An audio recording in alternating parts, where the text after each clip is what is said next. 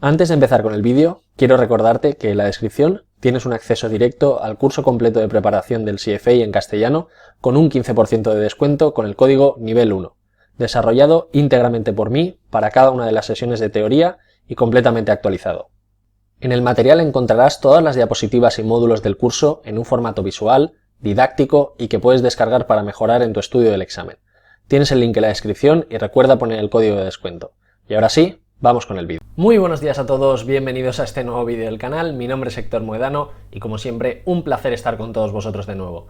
El día de hoy continuamos también con otro de los contenidos dentro del módulo de renta fija para la preparación del CFA Level 1 y como os digo siempre, muchísimas gracias a todas aquellas personas que veis el contenido, que os está ayudando sobre todo este material porque está hecho obviamente para vosotros.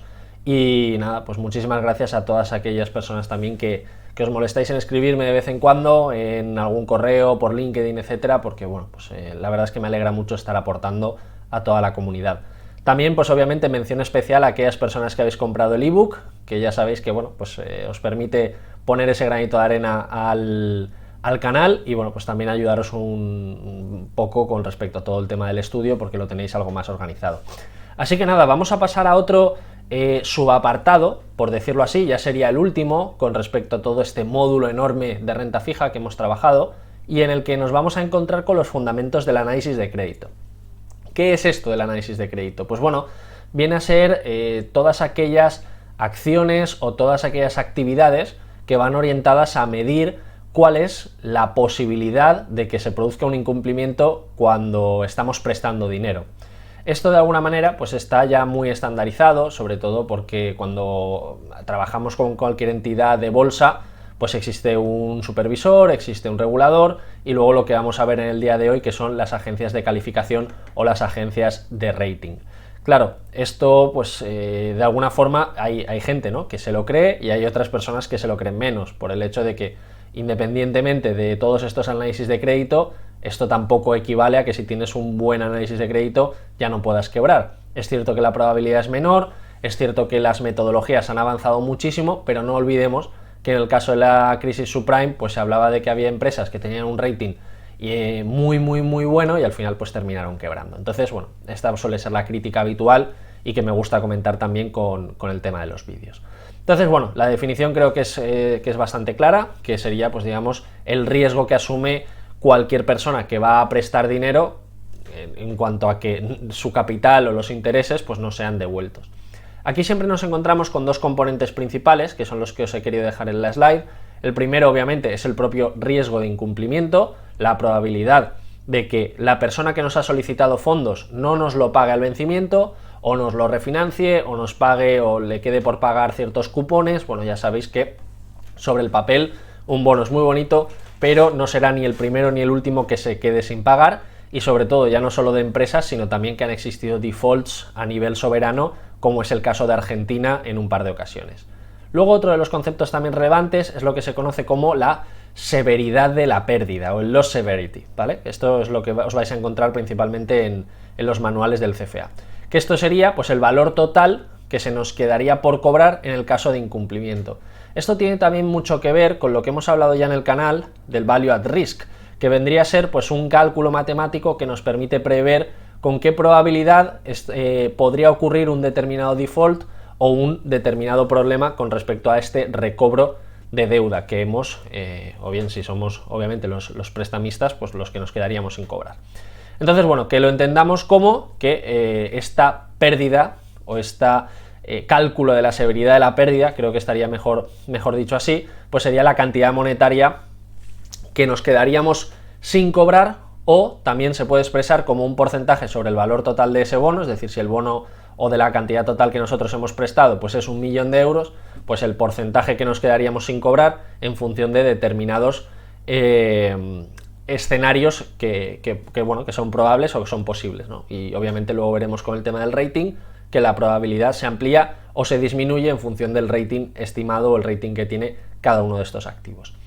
También os he querido dejar pues el concepto, ¿no?, el concepto ya final matemático, que es con el que se establece pues esa pérdida estimada, que viene a ser la multiplicación entre el riesgo, la probabilidad estimada que se puede dar con respecto al incumplimiento y luego la cantidad monetaria o la cantidad numérica de cuánto estaríamos perdiendo en función de que se produzca este riesgo de incumplimiento.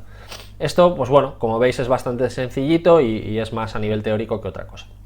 Luego os he querido dejar también tres conceptos que se suelen utilizar mucho también con respecto al tema del análisis de crédito y que lo utilizan en los manuales. Lo primero es la tasa de recuperación.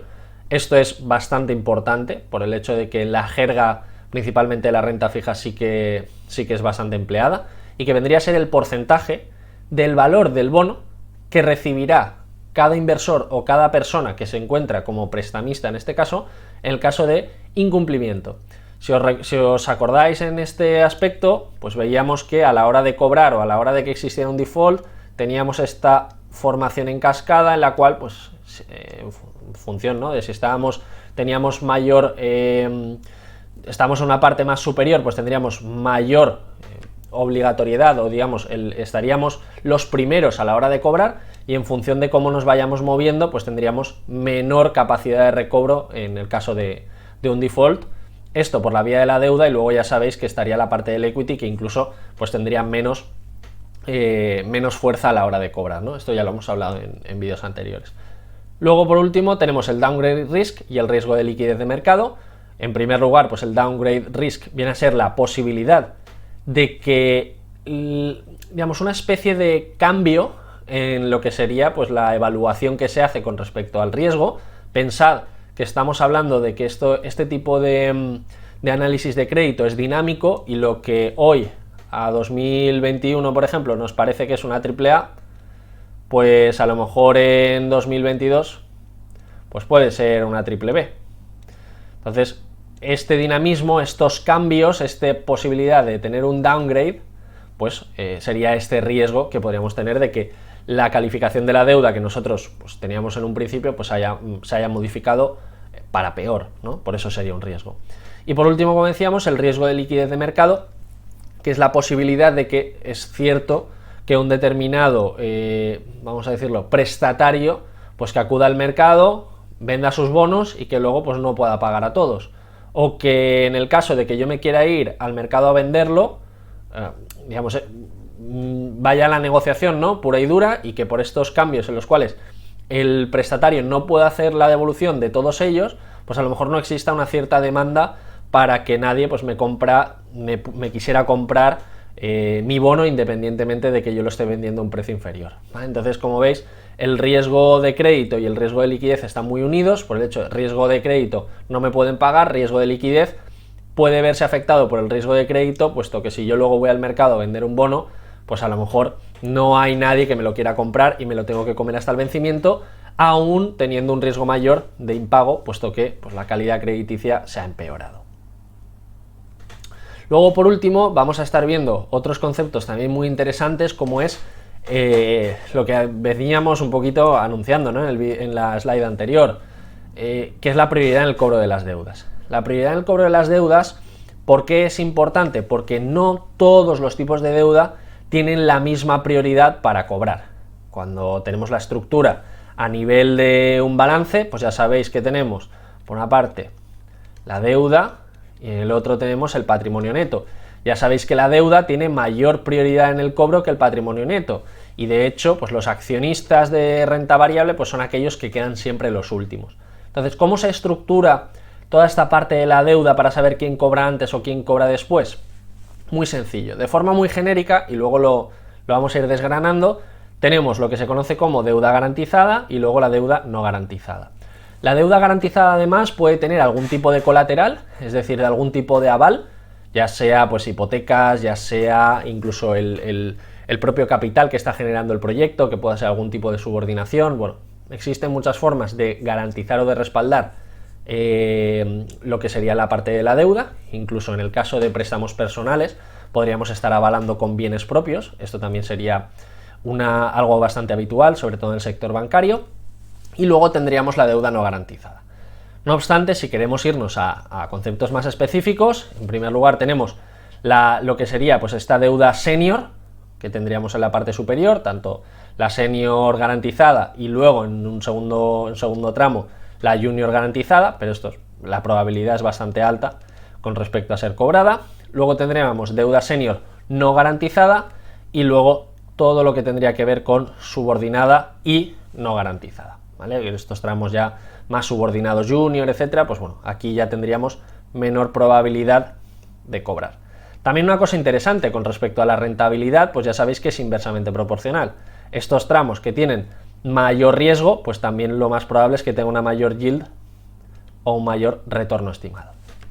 Pero esto no acaba aquí. ¿Por qué? Puesto que nos queda un concepto que creo que también es relevante matizar, que es esto de aquí que veis de pari passu.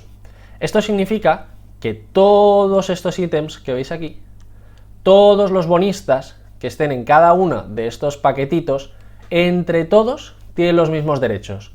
Es decir, yo una vez que estoy en este tramo de aquí, por ejemplo en el tramo de deuda senior garantizada, todas las personas que están aquí tienen los mismos derechos. Por lo tanto, si hay 1 millón de euros para pagar a todos, se va a dividir entre ellos. Dentro de este cuadro, dentro de este nivel, no se puede priorizar entre un deudor u otro deudor, independientemente de que uno haya llegado antes u otro haya llegado un poquito más tarde.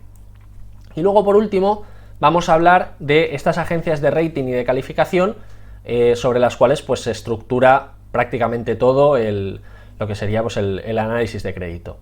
Como decíamos, una agencia de rating pues, lo que hace es evaluar los riesgos o las probabilidades de default, riesgo de crédito, ¿no? Valga la redundancia, que tienen pues, diferentes activos, ya sea acciones, ya sea en renta fija, pero no solo renta fija de empresas, sino que también puede ser soberana o puede ser incluso no gubernamental desde el punto de vista de comunidades autónomas, ciudades, etcétera, que sabéis que también existen productos de renta fija con esta modalidad.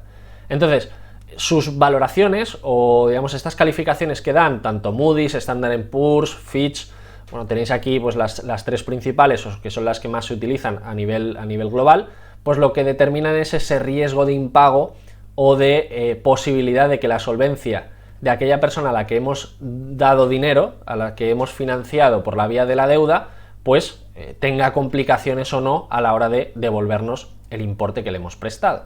Entonces aquí os voy a dejar la relación, para que la tengáis, de tanto Moody's como Standard & Poor's en un primer lugar para lo que se llama Investment Grade, que sería pues todo aquello que tendría un porcentaje de default moderado, obviamente pues si estamos ya por encima de estos niveles, pues estamos hablando de que tenemos un porcentaje muy bajo de default, a partir de aquí un poquito más elevado, pero seguimos estando en Investment Grade, y luego por último lo que se conoce como High Yield. ¿Vale? Esto que veis aquí es lo que se va a conocer como High Yield, que ya son pues las letras B y las letras C principalmente, e incluso puede haber algunos en los que no exista rating ni siquiera. ¿Significa que esto es peor inversión o mejor inversión? Hombre, más arriesgada es, pero también es cierto que podemos tener una mayor rentabilidad si este tipo de inversiones finalmente se pagan. Claro, aquí cuidado, puesto que en el caso de que conforme nos vamos moviendo a lo largo de la tabla, pues el riesgo va a ser mayor. Claro, en algunos supuestos pues tiene toda la lógica del mundo, o lo podemos combinar, o podemos hacer pues, grupos de activos bastante diversificados, uno con peor calificación pero mayor potencial, y otros pues más tranquilos y con menor yield, ¿no? Podemos paquetizar y podemos hacernos una cartera de renta fija pues que tenga una lógica también. Entonces, bueno, desde este punto de vista vamos a dejar aquí el vídeo. En el siguiente vamos a ahondar un poquito más en este tema, creo que es bastante interesante. Y como os digo, pues cualquier duda, cualquier consulta, dejádmela en los comentarios, que ya sabéis que yo intento verlos todos, contestar siempre, y nos vemos en el siguiente vídeo. Un saludo.